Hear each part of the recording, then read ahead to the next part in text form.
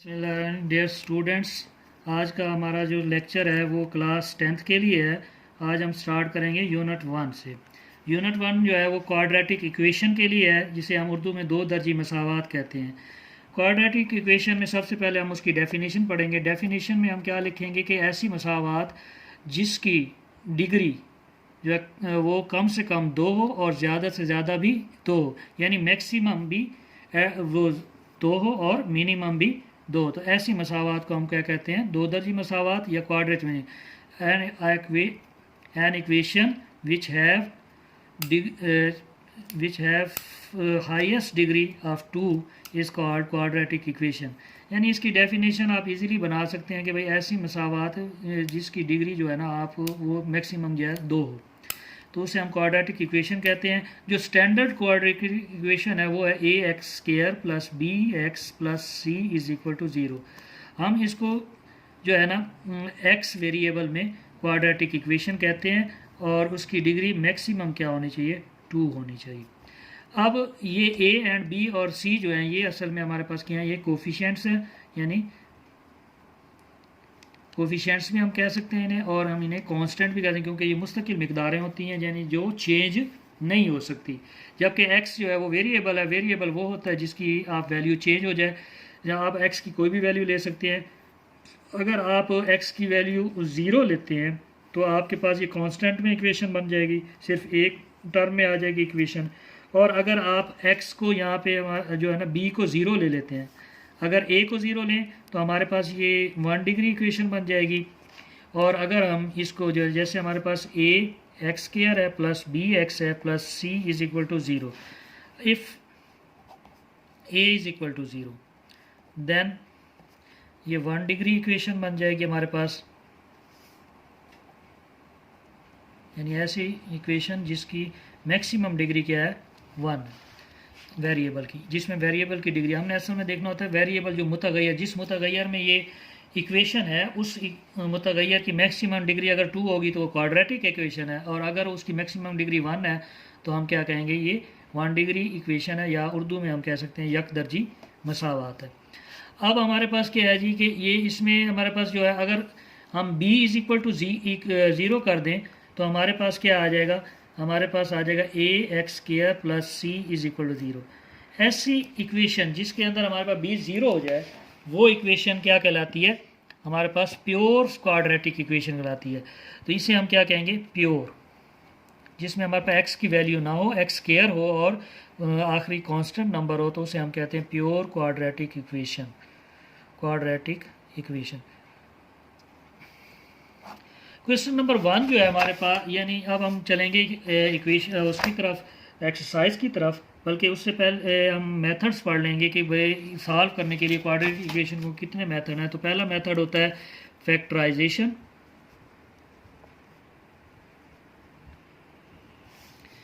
Second है completing square,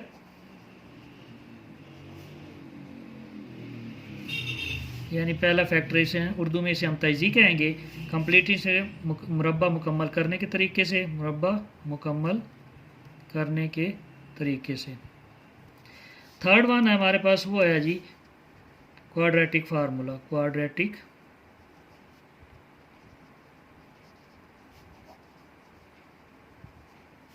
जिसे हम उर्दू में दो दर्जी फार्मूला कहते हैं।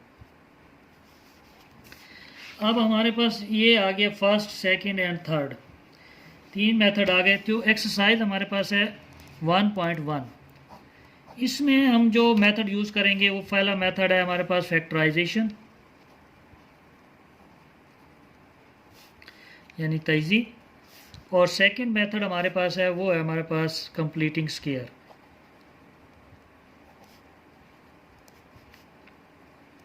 जिसे हम कहते हैं मुरब्बा मुकम्मल करने के तरीका से।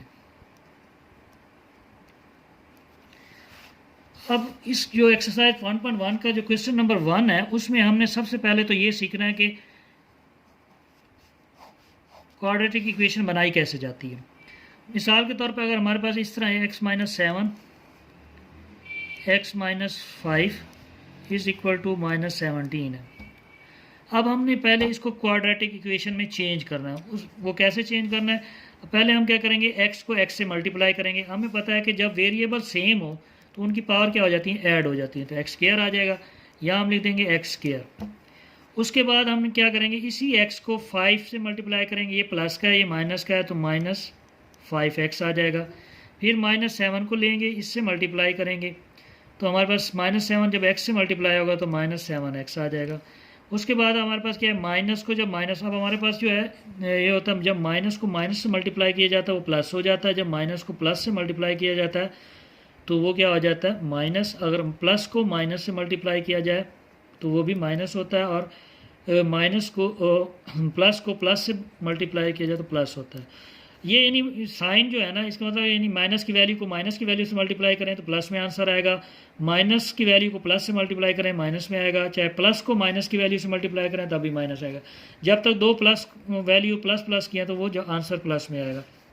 अब -7 को -5 से मल्टीप्लाई करें तो माइनस माइनस प्लस हो जाएगा, 7 5 आर 35, यानी 7 को 5 से ज़रब दें तो 35 आता है, -17 आ गया। अब एक्स स्क्वायर आ गया। अब ये माइनस का है। अब हमें पता है कि जब एडिशन और सब्ट्रैक्शन की बारी आती है तो उसमें हम देखते हैं कि अगर दो एक जैसे साइन वाले हैं और उनके वेरिएबल भी सेम है तो वो हमेशा ऐड होंगे। जैसे -5x है, -7, ये दोनों सेम हमारे पास है, सेम साइन में है, तो इसलिए ये ऐड होंगे और जो साइन आएगा जो दोनों के साथ है वही आएगा। 5 और 7 12 हो जाएगा। ये वेरिएबल जो है सेम, ये ऐसे ही आ जाएगा, क्योंकि हमने यहाँ जब दो सेम वेरिएबल वाले कोफिशिएंट ऐड होते हैं तो सिर्फ कोफिशिएंट ऐड होते हैं, जबकि जो उसका वेरिएबल यानी मुतगय्यर है वो ऐड नहीं होता, यानी जमा नहीं होता। अब ये आ जाएगा -12x + 35, -17 को जब इधर लेके आएंगे तो +17 हो जाएगा, = 0। अब हमारे पास क्या आ गया, x² -12x 35 को 17 में ऐड करें तो आंसर क्या आता है हमारे पास, वो आता है हमारे पास 52 = 0। अब ये जो शेप है ये हमारी क्या आ गई, ये हमारी आ गई क्वाड्रेटिक इक्वेशन। अगर इसमें से ये मिसाल के तौर पर ख़त्म हो जाता तो हम ये कहते हैं प्योर यानी खालिस दो दर्जी मसावात है, प्योर क्वाड्रेटिक इक्वेशन है। ये ख़त्म हो जाता तो ये हमारे पास क्या है, डिग्री 1 की बन जाती। लेकिन इसमें क्योंकि हम क्वाड्रेटिक पढ़ रहे हैं तो हमेशा क्वाड्रेटिक इक्वेशन ही बनेगी, लेकिन हो सकता है दरमियान वाली मिसिंग हो तो वो प्योर हो जाएगी। तो क्वेश्चन नंबर 1 में हमने क्या करना है, यहाँ तक करना है, यानी जब इक्वेशन बन जाएगी तो ये इसका आंसर आ जाएगा, ये इसका आंसर आ जाए। तो ये क्वेश्चन 1 जो है ये भी शॉर्ट क्वेश्चन के लिए, क्वेश्चन 2 भी जो है वो भी शॉर्ट क्वेश्चन के लिए। क्वेश्चन 2 में हम क्या करेंगे, यहाँ तक चीज़ या हमें बनी बनाई दी जाएगी यानी क्वाड्रेटिक इक्वेशन, या हमें क्वाड्रेटिक इक्वेशन को यहाँ तक बनाना होगा और बनाने के बाद उसको सॉल्व करना होगा। तो मिसाल के तौर पर हमारे पास एक इक्वेशन आ गई जी बनी बनाई, वो है जी x² -x और -20 = 0। अब फैक्टराइजेशन मेथड है, इसके ऊपर हम क्या करेंगे, क्वेश्चन नंबर 2 की मैं एग्जांपल दे रहा हूँ आपको। क्वेश्चन नंबर 2 जो है उसमें हमने क्या करना है, जो हमें इक्वेशन दी होगी उसे फैक्टराइज करना है। अगर वो इक्वेशन इस सूरत में होगी तो पहले हम इसको इस सूरत में बनाएंगे, यानी क्वाड्रेटिक इक्वेशन में लेके आएंगे उसको, उसके बाद उसकी फैक्टराइजेशन करेंगे यानी तयजी करेंगे।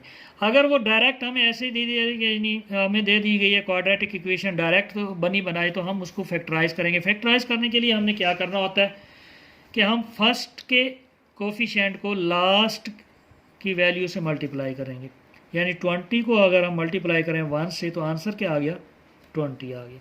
यानी फर्स्ट जो हमारे पास x² है, x² के साथ जो कोफिशिएंट होगा वो ज़ीरो तो हो नहीं सकता, या 1 होगा या 1 के अलावा होगा। अगर 1 या कोई नहीं होगा कोफिशिएंट तो हम उसे 1 जो है ना सपोज करेंगे कि 1 ही है, क्योंकि जहाँ कुछ नहीं होता वहाँ 1 ज़रूर होता है।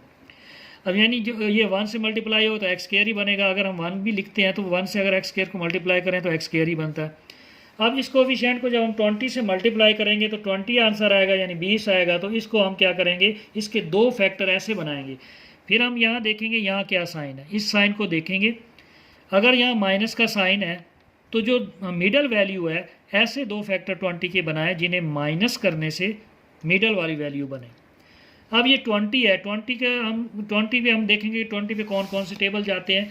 तो 20 पे हमारे पास एक टेबल जाता है जी 2 से स्टार्ट करें 2 10 20 आता है, लेकिन 10 को 2 से माइनस करें तो हमारे पास 1 नहीं आता क्योंकि यहाँ 1 एक्स है ना।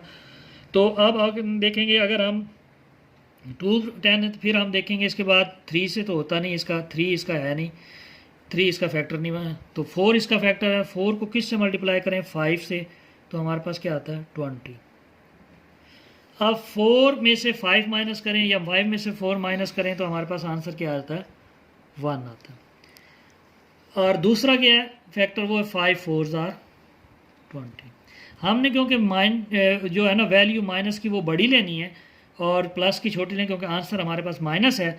आंसर अगर माइनस में हो और माइनस करने से आए तो हम हमेशा जो वैल्यू है माइनस की वो बड़ी लेंगे और प्लस की छोटी लेंगे। अब यहाँ एक्स स्क्वायर है, यहाँ आ जाएगा 5x माइनस का और 4x आ जाएगा प्लस का। ये दो फैक्टर हमने ली। अब हमने जो दो फैक्टर बनाए अगर हम उन्हें मल्टीप्लाई करें वही आंसर आता है जो 20 आया था पहले, उन दोनों को मल्टीप्लाई करें। लेकिन अगर सब्ट्रैक्ट करें तो वो आंसर आता है जो मिडल वैल्यू है उसकी क्वाड्रेटिक इक्वेशन की। तो अब हमारे पास फैक्टर बन गए। हमने क्या करना है, जब भी फैक्टराइजेशन करनी है सबसे पहले लास्ट और फर्स्ट के कोफिशिएंट को आपस में मल्टीप्लाई करना है। जो आंसर आएगा फिर हम देखेंगे कि लास्ट वन के साथ साइन क्या है, प्लस है माइनस है, और जो मिडल वैल्यू है वो माइनस किया है या प्लस किया है। फिर हम उस लास्ट जो हमारे पास आंसर आया है उन दो को मल्टीप्लाई करके उसके दो फैक्टर ऐसे बनाएंगे जिन्हें सब्ट्रैक्ट करने से तो मिडल वैल्यू बन जाए, लेकिन मल्टीप्लाई करने से वही आंसर आए जो हमारा पहले और आखिरी को मल्टीप्लाई करने से, यानी फर्स्ट और लास्ट को मल्टीप्लाई करने से आंसर आया था। अब देखिए हमने 5 4 20 किया, यानी 5 चौके 20 किया, तो ये हमारे पास आ गया 5 में से 4 गया तो -1 आ गया, और ये -20 इज इक्वल टू 0। अब हमारे पास क्या आ गया, अब हमने क्या करना है, फर्स्ट 2 में से एक कॉमन लेना है, ये इसमें भी। और हमेशा याद रखें कॉमन जब लेंगे हमेशा उसकी डिग्री छोटी होनी चाहिए। ये नहीं अगर हम एक्स स्क्वायर ले लें तो इधर तो एक्स स्क्वायर मौजूद नहीं है। हमेशा हम क्या करते हैं, वो वैल्यू कॉमन लेते हैं वेरिएबल में जिसकी डिग्री उस वेरिएबल से कम हो। अब हमने यहाँ एक्स की कम थी, अब देखें कोई कोफिशिएंट तो इसमें से कॉमन आता नहीं, तो हम इसमें से एक्स कॉमन लेंगे क्योंकि दोनों में मौजूद है, तो एक्स -5 आ जाएगा +4। इसमें से आप देखें इसमें से वेरिएबल दोनों में मौजूद नहीं है। अब हम देखेंगे कि कोफिशिएंट जो 4 है वो 20 पे डिवाइड होता है या नहीं होता।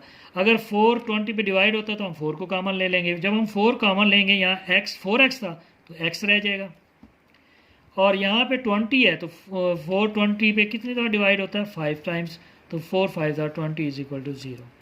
अब यहाँ से हमारे पास क्या आ जाएगा, x +4 आ जाएगा और ये आ जाएगा x -1 5। हम अब क्या करेंगे, जो हमारे पास दो सेम वैल्यू, अब ये याद रखें जब भी हम फैक्टराइजेशन करते हैं तो जो फर्स्ट 2 में से कॉमन लेने से और आखिरी जो लास्ट 2 में से कॉमन लेने से जो वैल्यू आती है ना कॉमन के बाद, वो दोनों सेम होनी चाहिए। वो सेम नहीं होंगी तो आपने कहीं से कोई गलती की होगी। फिर आप अपना रीचेक करें, रिव्यू करें अपने क्वेश्चन को कि आपने कहाँ से गलती की है, उसको ठीक करें तो आपका ये सेम आंसर आएगा। जो सेम आंसर है उसको 1 टाइम लिखना है, और जो ये है इसको x +4 इसको भी मिला के लिख देना है। अब 0, ये दोनों फैक्टर 0 के इक्वल हो गए। अब आपने क्योंकि x की इसको सॉल्व करना है मुकम्मल, इसका जो है ना सोल्यूशन सेट निकालना है, तो यानी हल सेट, तो उसके लिए हम क्या करेंगे, x +4 को भी 0 के इक्वल रख देंगे और x -5 को भी 0 के इक्वल रख देंगे। यहाँ से हमारे पास क्या आ जाएगा, x इज इक्वल टू -4 और यहाँ आ जाएगा x इज इक्वल टू 5। अब x की दो वैल्यूज़ आ गई। अब सोल्यूशन सेट लिखना कैसे, s इज इक्वल टू, हमने ये जिसे हम फ्लावर ब्रैकेट भी कहते हैं, तो मिडल ब्रैकेट भी कह सकते हैं, इसको कुछ भी कहते हैं, यानी अपनी अपनी यानी जिस लैंग्वेज यूज़ की जाती हैं हर बंदा अपनी लैंग्वेज में उसको कोई ना कोई नाम देता है। वैसे इसको हम क्या कहते हैं, ब्रेसिस कहते हैं मेरे ख्याल में, करली ब्रैकेट्स, हाँ करली ब्रैकेट्स कहते हैं इसको हम। ब्रेसिस छोटी होती हैं, उसके बाद करली ब्रैकेट्स होती हैं, और उसके बाद स्क्वायर ब्रैकेट, यानी ये 3 ब्रैकेट्स यूज़ की जाती हैं डिमैस रूल वाली। तो इनमें जो ये है इसे हम करली ब्रैकेट कहते हैं, ये हमारे पास आ जाएगा। अब -4 को हम जो माइनस की वैल्यू वो पहले लिखेंगे और जो पॉजिटिव वैल्यू वो बाद में लिखेंगे, तो ये हमारा आंसर आ जाएगा। और आज का हम ये पहले 2 क्वेश्चन आपके सॉल्व हो सकते हैं। अब आपको जो भी इसके अंदर गलत लगे, मतलब कोई चीज़ आपको यानी समझ ना आई हो, यानी बाज़ दफ़ा कोई कंसेप्ट क्लियर ना हुआ हो तो आप मुझे कमेंट में बताएंगे ताकि मैं आपको दोबारा इसको समझा सकूं। Thank you very much. अल्लाह हाफिज़।